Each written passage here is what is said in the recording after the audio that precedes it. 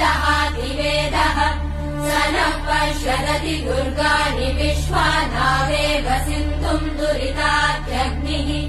तामग्निवर्णाम् तपसा ज्वलन्तीम् भैरोचनीम् कर्मफलेषु जुष्टाम्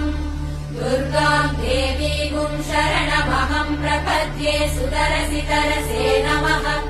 अग्ने त्वम् पारयानव्यो अस्मान् स्वस्तिभिरति दुर्गाणि विश्वाः पूष्य पृथ्वी बहुला न उर्वी भवातोकायतनयाय शम्योः विश्वानि नो दुर्गः जातवेदः सिन्धुन्न नावा दुरितातिवर्षि